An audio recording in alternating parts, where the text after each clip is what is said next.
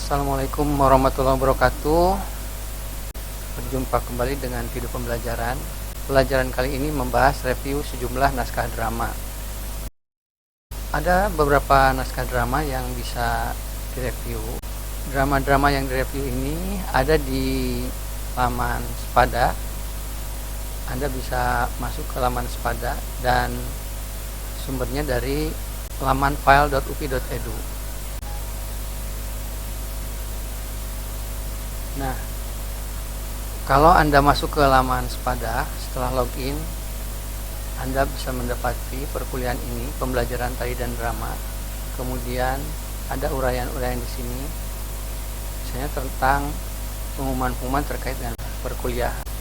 Kemudian pada topik berikutnya Anda bisa melihat pemilihan naskah drama. Naskah drama yang dipilih bisa jadi memudahkan Anda di dalam belajar praktik drama. Drama yang pertama misalnya ada di sini. Ini ada di file.up.edu. Di sini tinggal diklik. Kalau diklik, ini akan muncul ke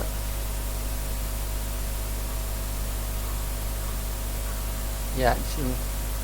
Misalnya di sini juga ada naskah terjemahan dari film Nabi Yusuf dari episode 1 sampai episode 34. Kemudian naskah berikutnya adalah drama Juragan Hajat. Ini karya Kang Ibing. Ini adalah drama komedi bahasa Sunda. Kemudian ada drama Pernikahan Nawang dan Jaka. Ini baru diunggah pada tanggal 24 Januari tahun 2022. Kemudian drama berikutnya di sini ada Krishna the Messenger of Peace. Ini berupa dokumen yang bisa mungkin diedit atau dikurangi, ditambahi, dimodifikasi. Drama berikutnya adalah drama Lagu Panen. Kemudian drama berikutnya adalah drama Lalakon. Ini juga drama dari cerita pendek berbahasa Sunda. Seperti ini Juragan Hajat juga karya Kang Ibing, merupakan komedi berbahasa Sunda. Drama Pernikahan Nawang dan Jaka nanti akan kita review secara lebih mendalam. Kemudian ada drama Opera Kecoa, ini karya Rian Tiarno. Ini merupakan drama komedi. Kemudian ada drama Pacul, kemudian ada drama Pernikahan Sumbadra. Drama Pernikahan Sumbadra ini sebagaimana dengan drama Krishna the Messenger of Peace atau Krishna Duta, drama dari babad Mahabharata. Dan naskahnya sangat bagus untuk dimainkan. Ini adalah drama Kelahiran Nabi Yusuf, yang ini juga sangat bagus untuk dimainkan di atas panggung. Drama Kelahiran Nabi Yusuf ini ada filmnya yang bisa ditonton di YouTube.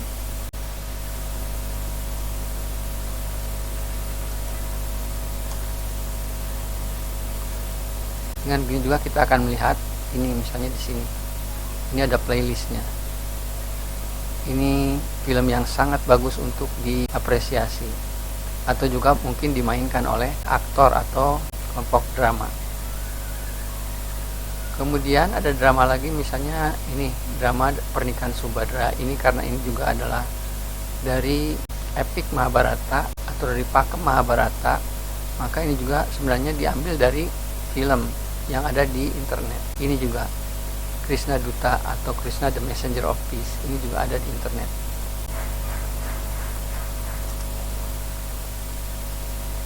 Nah, ini adalah seperti ini filmnya, Ber Chopra Mahabharata, dan ada salah satunya episodenya yang mengisahkan tentang pernikahan Subadra dan tentang Krishna Duta.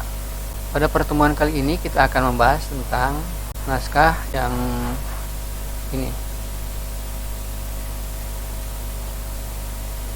Pernikahan Nawang dan Jaka. Naskah ini adalah naskah komedi, pada prinsipnya naskah komedi yang mungkin masih bisa dikembangkan aspek-aspek komedinya. Di sini ada 3 tokoh dengan ditambah 6 tokoh bidadari. Lalu setnya, tempatnya ada di Kahyangan. Kemudian ada set 2 di Nusantara. Dan set ketiga ini di Rumah Nawang. Sampai akhir selesai Nah, sebenarnya drama ini juga sangat sederhana karena setnya juga mungkin tidak berubah ya, antara kayangan Nusantara dengan set rumah bisa di situ-situ saja, misalnya hanya dengan pergantian singgasana yang sederhana misalnya ya, atau set rumah yang sedikit diubah misalnya dari set yang sebelumnya. Ini drama yang cukup menarik untuk dimainkan. Dalam dialog ada uraian-uraian yang relevan dengan situasi pada saat ini. Misalnya ada pertanyaan, bagaimana kesejahteraan penduduknya? Bagaimana keadaan kayangan ini pada bidadari anak-anakku aman? Bagaimana kesejahteraan penduduknya? Apakah pendapatan per kapita masyarakat kayangan ini cukup tinggi untuk belanja?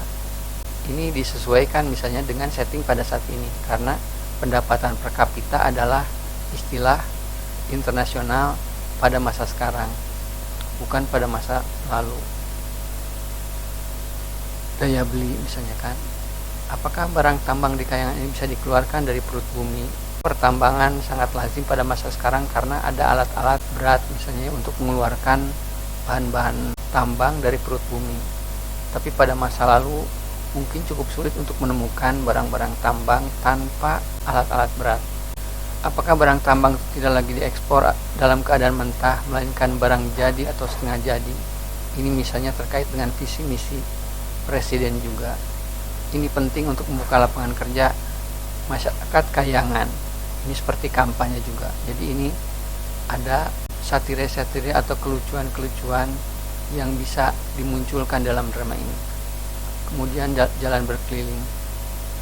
Apakah barang-barang ada di pasaran? Ini juga termasuk tanggung jawab dari pemerintah untuk menstabilkan harga. Jangan sampai misalnya ada tengkulak-tengkulak yang bermain, atau misalnya bandar-bandar yang menahan barang-barang sehingga harga-harga menjadi tinggi. Apakah masyarakat mampu belanja?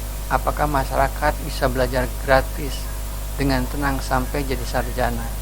Ini juga mungkin yang berlebihan ya. Ini hiperbola misalnya ya, belajar gratis sampai perguruan tinggi, ini suatu mimpi. Atau misalnya kalau warga sakit, apakah rumah sakit bisa merawatnya dengan biaya jaminan asuransi BPJS? Sementara ini kita tidak bisa sakit lalu tidak membayar sama sekali, tapi harus ikut BPJS gitu. Mungkin di masa depan kita tidak perlu lagi BPJS karena misalnya negara bisa mempunyai pendapatan yang sangat tinggi dari pendapatan negaranya, dan itu disalurkan diantaranya misalnya untuk jaminan asuransi kesehatan masyarakat. Apakah internet untuk pendidikan sampai ke desa-desa dan sekolah-sekolah dasar? Apakah masyarakat mudah bekerja dan mudah menciptakan lapangan pekerjaan? Ini juga sangat menarik ya. Mungkin bisa dikembangkan dialog-dialognya menjadi lebih menarik lagi. Apakah masyarakat kita bisa menerima perbedaan orientasi politik? Apakah jika ada dua calon raja, masyarakat bisa memilih salah satunya tanpa membenci pemilih yang berbeda? Ini juga menarik karena masyarakat kita juga misalnya terbagi antara cebong dan kampret, dan ini adalah penyakit yang harus disembuhkan. Kita tidak boleh lagi misalnya merasa bahwa perbedaan orientasi politik menjadi penyakit atau menjadi penyebab saling membenci antara satu orang dengan orang yang lain, antara satu keluarga dengan keluarga yang lain, antara satu partai dengan partai yang lain. Tidak, seharusnya tidak begitu. Kemudian ada juga di sini, apakah masyarakat juga bisa beragama dengan tenang? Sementara Nabi SAW sudah lama wafat dan Imam Mahdi belum muncul, apakah masyarakat bisa menerima perbedaan beragama dan bermazhab?